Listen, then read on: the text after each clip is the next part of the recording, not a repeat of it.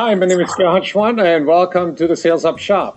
I'm Anthony Iannarino. Let's play a clip. The day you turn pro is the day you realize that attitude in selling is everything. Attitude is something you must build within yourself. You see, the most important thing you've got every day is your enthusiasm, your excitement for the job that you do in serving people. People will say yes to you more on your conviction, your excitement, your enthusiasm than anything else. And if you don't have it in here, you can't transmit it out there. How do you relate to that? Is that an idea that resonates in you? Absolutely. I think attitude counts for so much of our results. I think that sales is a game where resilience is important and optimism is important. And your attitude has to be built on a foundation of I can create value for other people. I'm worthy of creating value for other people. I deserve to capture some of the value I create. You have to have a positive attitude to go into sales. There's nothing else. I mean, how would pessimism serve you?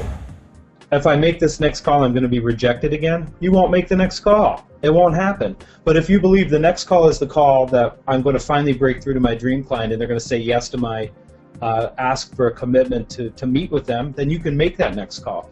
I think your attitude really does matter. I also think that it comes through when you're sitting with the client. They're trying to determine whether or not you believe that you can help them. If you're somebody that's going to be confident about getting them the result that they need, and you wear that attitude with you. If you don't have that confidence and they can't feel it and see it in your passion and your enthusiasm for helping, they're going to buy from somebody who has it. I think that there's a term that companies are using right now when they talk about sales enablement, which means to make the collective intelligence of an organization available to every salesperson so they can address the problems that their customers are experiencing. But I think parallel salespeople should invest in self-enablement, where, like you, they have a library of books. Here's really what I think we do. We try to give salespeople training without attaching it to the experience at all. And I think until you get experience, until you go out and bump into things in real life, it's meaningless to you to read a book about it. You cannot learn to sell from reading a book, but you can learn to sell better from reading a book.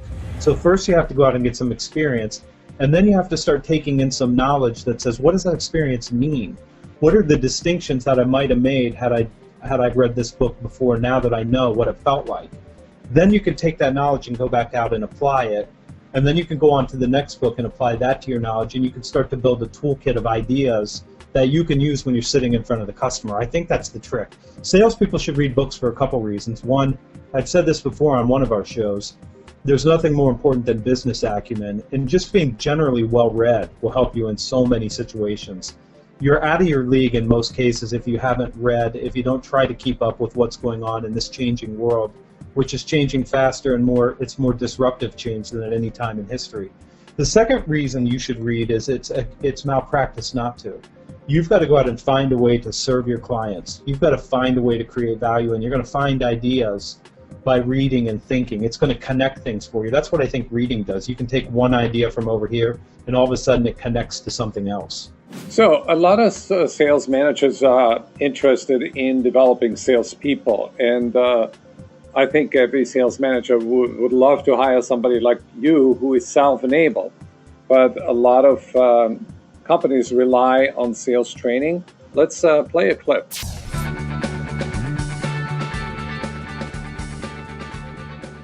Hi, I'm Peter Ostrow, Research Director for Sales Effectiveness with the Aberdeen Group. And frequently I'm asked about all the different technologies that are available today to selling professionals and whether or not there's still a place in the business environment for live, in-person, somewhat traditional sales training. Well, yes, absolutely. With iPads and smartphones and Twitter and posts coming at us from all directions all the time, we are forced to multitask more than ever, both at work and away from the office when we're selling. However, best-in-class companies in our research tell us, and these are companies that have the best statistics around year-over-year growth in revenue, company-wide, in more sales reps hitting their quota, in deal sizes growing, and in sales cycles shrinking, that live, in-person, instructor-led training actually is still, by far, the most effective way to train effective salespeople. Now, we do know that reinforcement can be done in a lot of other modalities, but compared to all others, by far, in-person instructor-led training still rules the day. What do you think about the wisdom of having live instructor-led training in a company? Isn't that a luxury where today everything is online? It's a luxury because it's expensive. And I'll tell you, here's the mistake I think sales organizations make, is that they think the event gets them the outcome. And I don't believe that. I would guess, and I haven't seen Peter's research, but here's what my hallucination would be. The people with instructor-led training are reinforcing that with video and reinforcing that with calls and reinforcing it with some activity that the sales manager takes, because we know that it doesn't stick. Training does not stick in a single event. But I do think that the single event is the most important thing for getting the mindset shift. That's where you go in and you're sitting down and you're with a group of people and you're answering questions and you're demonstrating how to do things and you're giving them that knowledge. I don't think it sticks that time, but that's where the mind starts to shift, and then later on it needs to be reinforced. I don't know what his research says. I've done some work with Peter on a couple webinars, but I would bet you that if you were to look at that group that produces the result, it's not the training alone. There's a lot of reinforcement afterwards if it sticks. I think we live in a really interesting time where we learn from the past and prepare for the future. So in order to talk about how sales leaders should prepare themselves for the future, let's listen to a clip from Mark Zuckerberg. Well, we made this observation early on that most companies mess up by moving too slowly and trying to be too precise. The biggest risk is not taking any risk, right? Because the world is changing so quickly, right? And sure, any given risk that you might take, you might mess up and it might end up being really bad, but in a world that's changing really quickly, the only strategy where you're guaranteed to fail is not taking any risk and not changing anything. What is your advice to sales leaders for taking reasonable risks so they avoid being stale and they lead people to the cutting edge, not to the bleeding edge?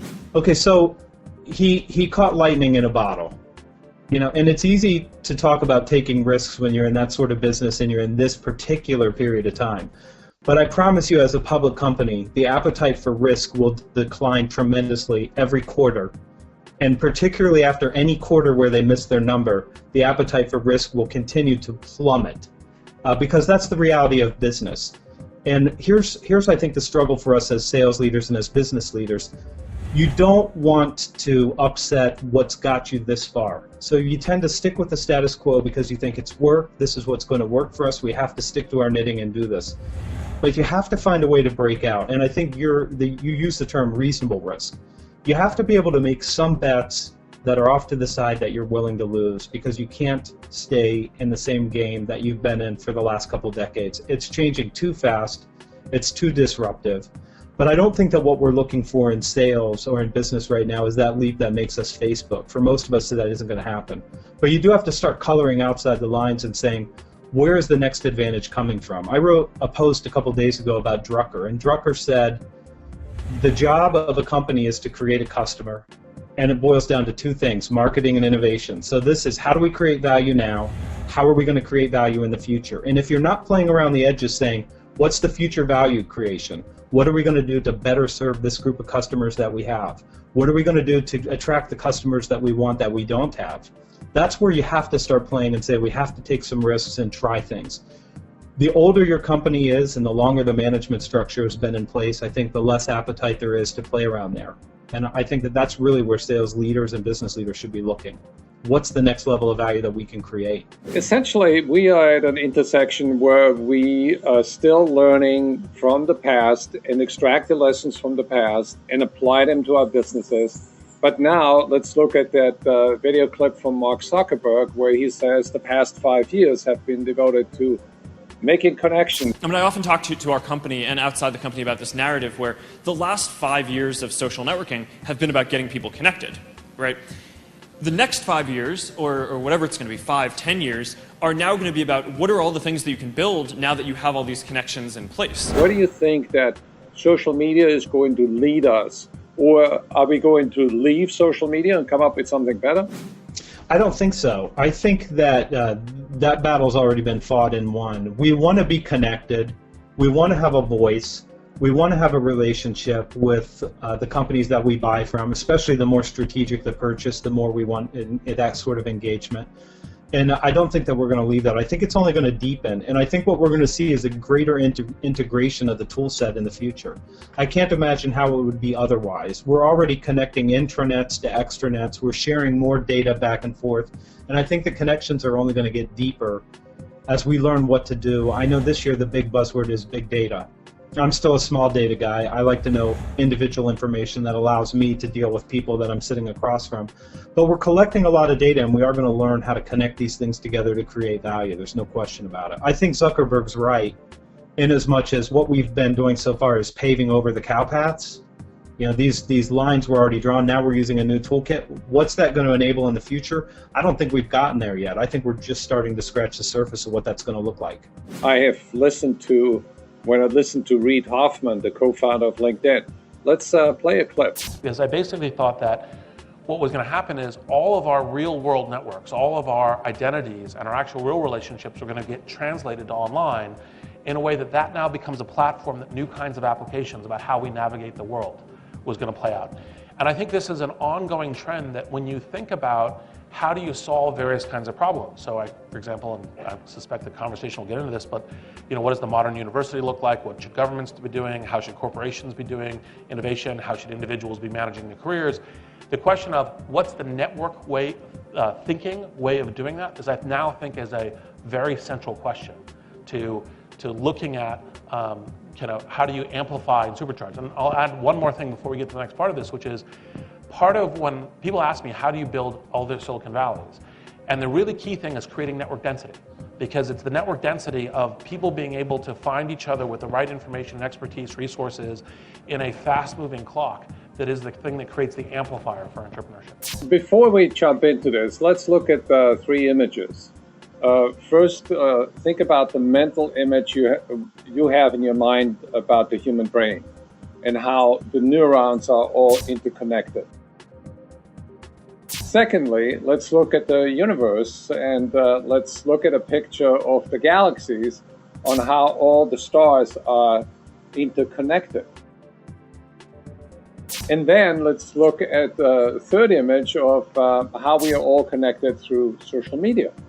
What comes to my mind when I listen to Reid Hoffman, that we need to look at our world through what he calls the networked way of thinking. So he's suggesting to use the collective network that we have established as a lens to understand problems better and then hopefully to co-create and collaborate and create something that didn't exist before. What do you think? I think that we're attaching all the brains to a network, and I think that we have a global brain and a global consciousness anyway, and now we're leveraging technology to do what we couldn't do without technology. And it's an interesting paradox to me, especially the way that Reid Hoffman defines that network density, because originally when I joined LinkedIn, I had 85 connections on LinkedIn. And I believe Robin Dunbar's number, that you can have 155 relationships, some people a little more, maybe as many as 205. And I think that that's true, because I think that we're social creatures, and social relationships come with a cost, and it's a high cost. There's a maintenance cost to maintaining those relationships, and you have a limited time and a limited capacity to manage all those relationships. That said, I had a good friend who's a LinkedIn guru who came to me and said, of all people, you should open up your LinkedIn and accept everybody, which was the most frightening idea I could think of, because I know the people in my network when there's 85. And if you were to call me, Gerhard, and say, can you tell me about this person, I would be able to tell you without a doubt, yes, this is the right person for you to deal with in this particular way. Now with 2,700, I can still tell you about 150 people, give or take, that I really know. But what it's allowed me to do when I need something, when I'm trying to find an answer, when I'm trying to reach a prospect, when I'm trying to reach across the network, by accepting all those people, my reach is something like 16 or 18 million people that I can now find that I would have had no access to except for the nodes along that network that allow me to get there. And I think that that's an important change. There's more access. And so I hear salespeople say, well, I don't need to fill out my LinkedIn profile, or I don't really need a social presence. And I talk about having a social digital surrogate. But it's not only who you can find, it's who can find you. And you can't be in a world where network density counts and you've decided to be invisible. I call these people secret agents. You're working behind the scenes. You're a great value creator, but no one's allowed to know. How does that serve you? Whatever business you're in, you want to make sure it's known, and this network density is what allows you to be found. Well, on that note, our time is up. Anthony, thank you for that great conversation. Thanks, Gerhard.